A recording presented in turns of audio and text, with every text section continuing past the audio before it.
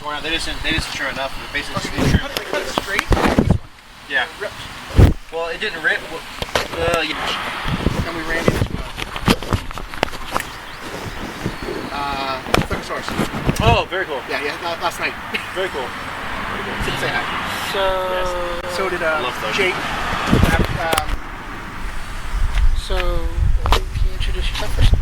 Jason Demello. Okay. So,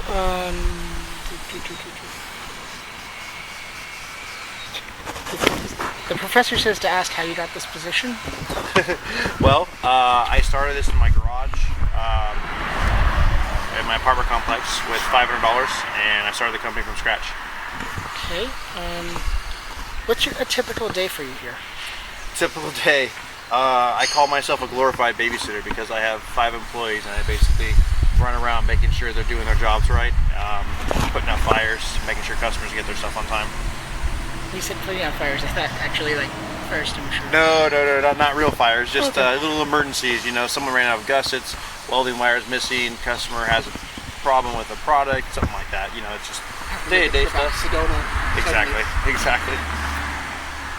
Okay, so what do you do in the aspects of marketing? As far as marketing goes, there's a lot of different ways about doing it. What I have found over the years in this industry is print ads don't pay off at all. The best bang for your buck is definitely word of mouth, internet forums, Facebook, t-shirt contest, going to events. All those things. I don't really look at it as marketing because I enjoy what I do. It's more of it's just what I do, and it's fun. So. Okay. What's your least favorite part of the job? My least favorite part of the job, having to deal with upset customers is probably the least part of it. It's inevitable when you get busy. It just numbers alone. You're going to have people that are upset for whatever reason, and having to deal with that is not always the funnest thing.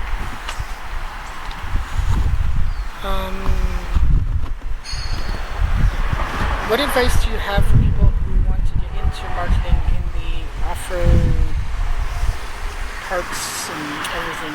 Into marketing for off-road stuff? Yeah. I would definitely do your homework. It's all out there. It's all online. Do the research. Read tons of stuff and online. I mean, all the information's out there. You just got to read it. As far as what people are looking for, how they find it. It's pretty easy to figure out. It's just you got to do a lot of reading, look at forums and stuff, and see if people want and see where they're going to get it, and see how they found those people. If you were to hire a successor, what would you look for? They'd have to be crazy because this is not the job for the average person. That's a very good question. I would look for someone that's extremely passionate about not only off-road but customer service. That to me is number one. And when I say extremely passionate, I mean you eat, sleep, and breathe it because your life is pretty much the business. There is no way around that. The only way around that is to go out of business. So it'd have to be someone that's extremely passionate about the industry, extremely passionate about taking care of customers and stuff. Okay.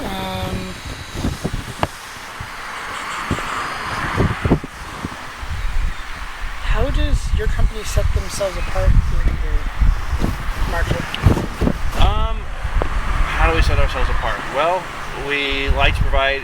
We look at everything that's out there, and we look at it from an objective standpoint of, well, they did this right and that right, but how can we do it better?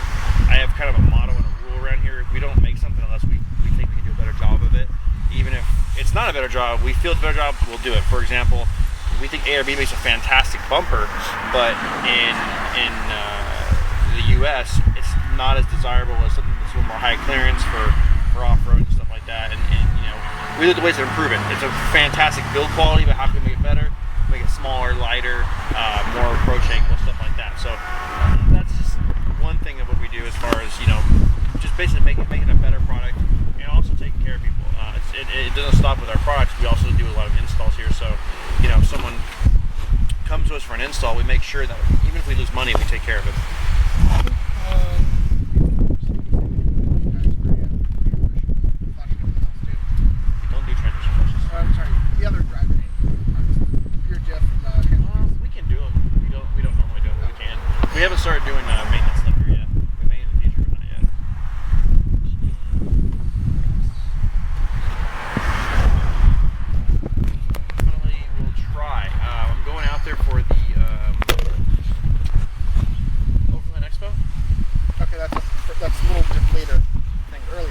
earlier, I believe. Yeah. When is Donut Fest? Dates haven't been announced. It's usually August. That's why I haven't decided yet. I've been waiting for that one to come up. I'm gonna definitely try. Mike. Really? Yeah. I have a new trailer, so I'm gonna be bringing that out there. I'll be camping this year. I will not be in a hotel just because I hate having to drive back and forth close to me. But yeah, I would. If you need to definitely ride try. with anyone, we have 2 cars, only 2 drivers. So. Well, I'm gonna. I'm bringing I'm towing my trailer. And I'm bringing my 4. So Okay. I should be there.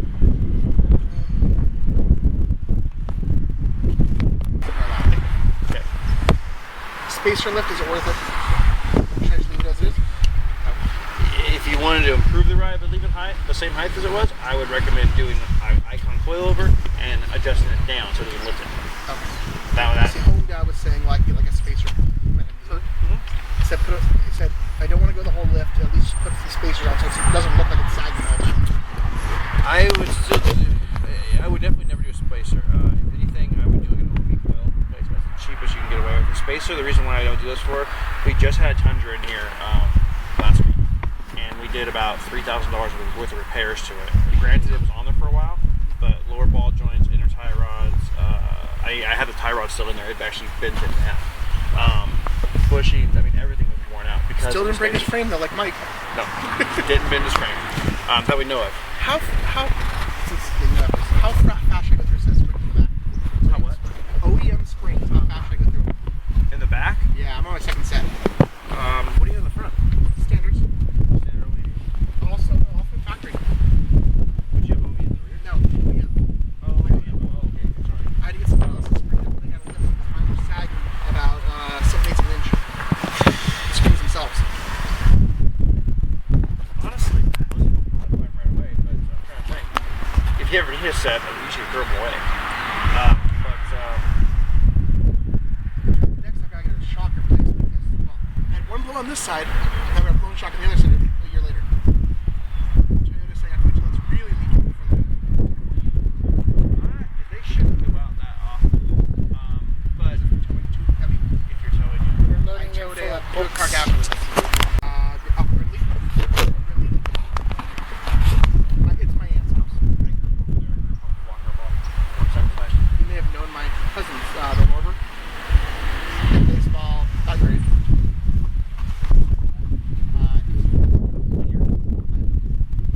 One works for ABC, the ABC affiliate in Houston, the other one lives in Baltimore now. Can't ring any bells, but yeah, we had like tag class of 96.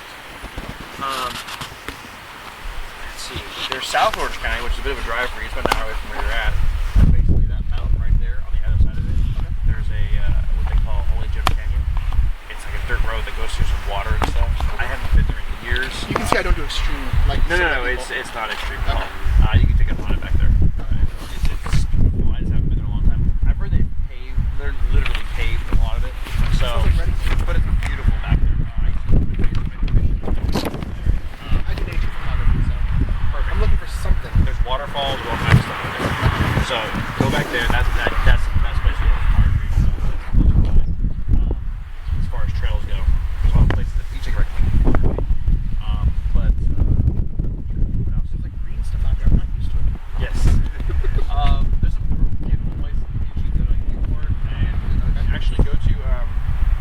There's a restaurant. You can park there, go have breakfast. It's ridiculously expensive, so have like a coffee, and then walk outside and then walk down to the water, and it's like down to the cliffs.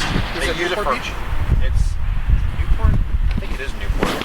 It's something like the name of the restaurant. It's It's not Wolfgang Pub. no, it's Las Brisas.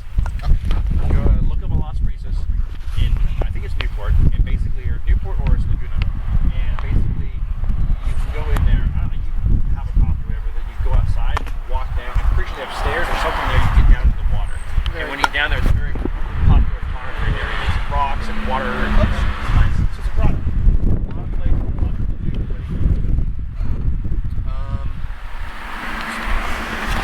If you have time, you can go to Big Bear. It's about 2 hours away, but there's snow up there. It's going to snow up there tonight and tomorrow, I think. Yeah, I don't think I can do that. Yeah, that's good stuff up there too. I mean, I did bring snow gear. I got my snow boots and my heavy jacket. I got flannel lined pants with me. You could, it ain't crazy snow up there. It'll melt overnight, but yeah, that's a beautiful I've place been to in go. whiteout conditions where I couldn't see from the windshield to the bumper in this up on Mount Lemon. Oh, okay, yeah, definitely not bad up there. I laugh when you go up there because they make you put chains on if you have all-wheel drive and everything. But I've not noticed that change. If you go now, they won't, but if you go like tomorrow morning, they may. Okay. Even with Depends on- four-wheel drive? Depends. Sometimes it's asking for them. So you have change? Yep, here they are. Keep going. Here she is. Have a bag for change. Go. What else? Have a I bag just for found a bag of recycled chains chains. in the Harbor Freight. I've had friends do that before. If you want, there's actually a trail. It's hard to find. I don't know how to explain it to get there, but there's basically a trail, and it's never open, so I don't even usually tell you Is about that it. the one they just talked about on SoCal, do you think? Probably it's the main divide. Okay. Basically, you go to the 15, you get off at Indian Truck Trail. And so you gotta kind of weave your way back. If you have GPS, you can probably find it. You can weave your way back to the housing place. The houses they put in there 20 years ago or 10 years ago, they screwed up and they kind of erased where the trail used to be. You can still find it. You just have to go back behind the house. You gotta kind of weave your way back in there. And that road actually goes up and over to the other side of that mountain I was talking about. But usually it's closed either the beginning of it's closed, halfway up it's closed, or the very top it's closed. Either way, you just have to come back down. See, there's no reason why today would be open, but you just never know. Middle of the day, it's sunny. There's no rain. There's no fire danger. It should be wide open, but you never know. That one was all the way to the other side. Once you get over there, then you can go to Holy Dream Canyon, which is a closed shot. But that's kind of an adventure. It's like a couple hours to get over that. It's just pure dirt road. You could do it in a Honda Civic if you're careful though. But that's the only place I I have really know. Thursday off. Yeah, you have Thursday off. So, That's right. That's really the only places around that are like that. Holy Jim Canyon definitely. Now, I have no skids on this. Is that going to be a problem? No, not at all. Dirt roads. I mean, camera. Should the bling plate fit with this bumper or no? It'll fit, but it'll hang down a little funny. So I should put it on his. Yes. yeah, It looks like a scoop on there, basically. Like it was before. Yeah. yeah, Like just, it was before. I assumed I couldn't do some of the things I was going to scoop up everything. yeah, I guess Yes, good. That's what happens when you have children, right? Hand-me-downs. Yes, that's right. Hand me down. Now, I know you guys make awesome sliders, but someone's going to be a set of predator side steps that work. Sure. So I can afford them. Yeah. If you can get them on there, yeah, go. By all means, put them on there. Guy in Phoenix on the way home said, "Let's bolt them on the way." Cool. when you eventually What? when you eventually When I eventually leave California, yeah. I'm only here to take care of stuff at Cal Poly. They don't builder. Oh, really?